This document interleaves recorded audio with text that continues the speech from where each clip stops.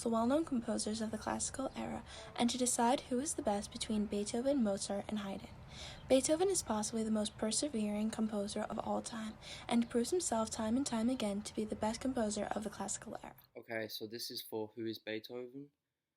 Beethoven is a composer who was born in Bonn, Germany, which at the time was a part of the Holy Roman Empire.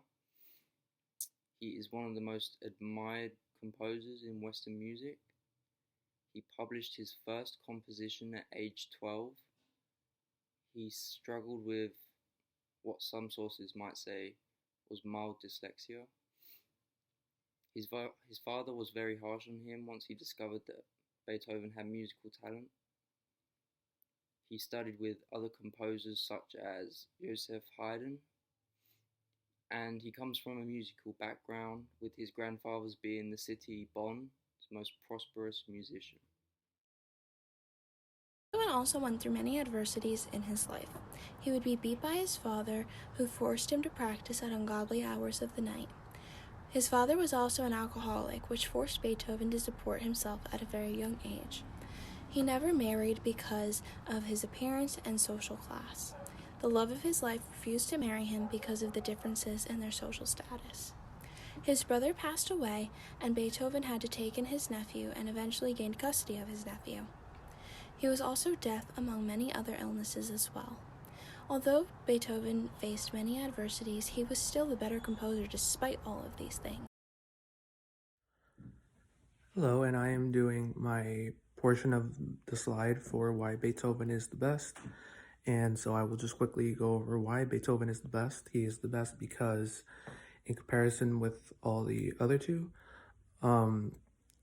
Beethoven wrote the greatest symphony that there ever was while being completely deaf.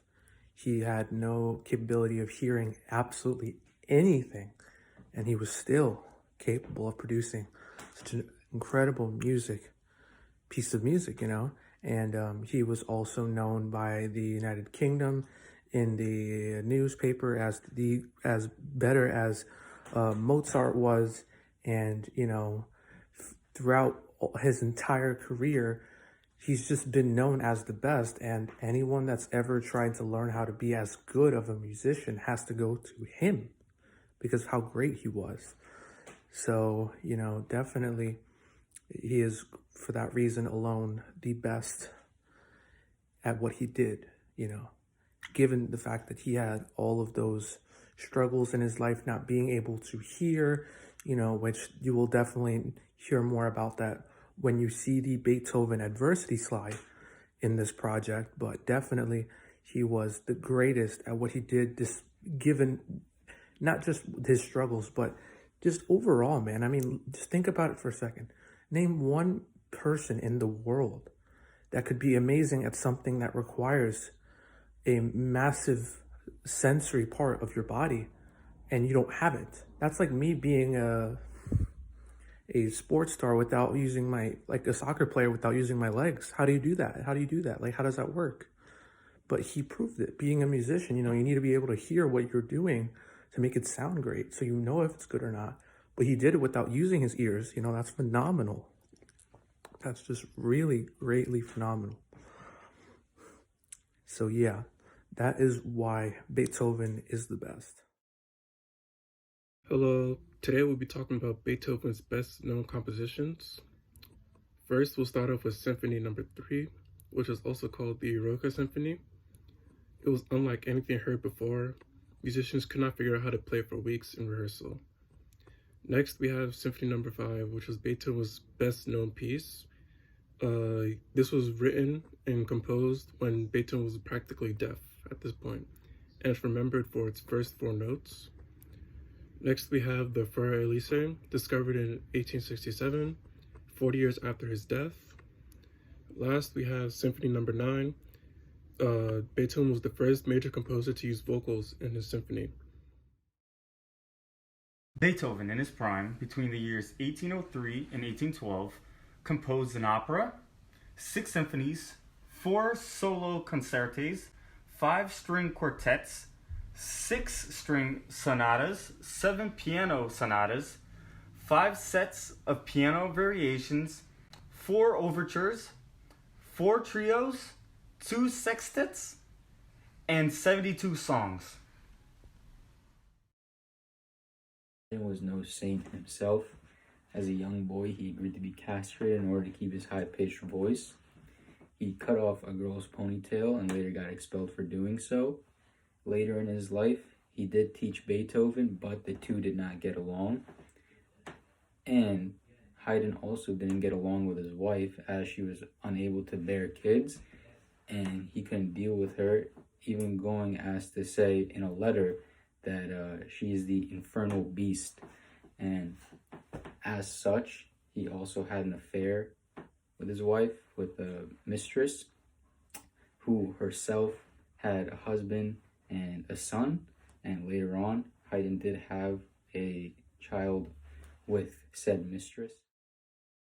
Why Mozart is comparatively worse when put up against the composer of Beethoven for his semblance in the classical era. Beethoven is incredibly much better than Mozart, and here's a few reasons why. Well, Mozart is, he had a secret love affair / interest with his 19-year-old cousin Marie. That's not very suitable, to say the least. He sent her hefty letters and occasional foul, fecal-related jokes, like, "I wish you a good night, shit in your bed," as you might. He was very crude in his humor and his mannerisms. He was very young, but still, someone of his prestige should know better than that. But most importantly, Mozart had owed a large sum of money to Prince Lichnowsky Karl Elos of Germany. He had never paid the money until his death. Mozart had actually owed an incredible amount of money to many people.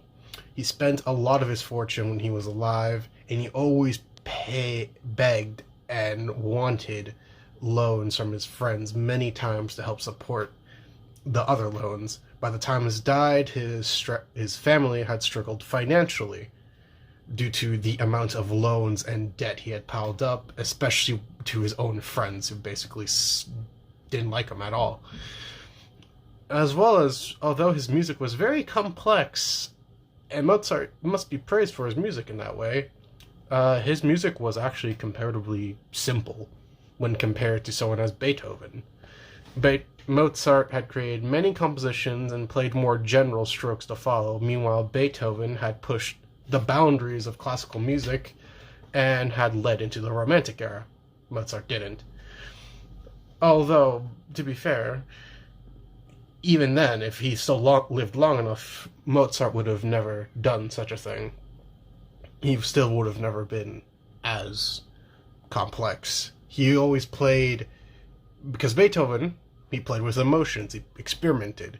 Meanwhile, Mozart followed the coda to the T and made sure all his works were fairly simple so his work can spread longer and farther, while Beethoven clearly succeeded more in being even more well-known for how complex he was compared to Mozart's mindset, as well as Beethoven never owed any debts. And this is why Beethoven is clearly superior over Mozart. Okay, this is the Beethoven vs. Haydn slide. First of all, Beethoven grew up in a rough household where he was abused by his father into playing music, whereas Haydn's musical talents were recognized early at the age of 8, where he then went to the choir school in Vienna, Austria. Critics say that there is more emotion in Beethoven's music, and this makes sense going back to the last point about Beethoven's upbringing, where his music was his escape from reality. And the only way out of his torture was by being a better musician.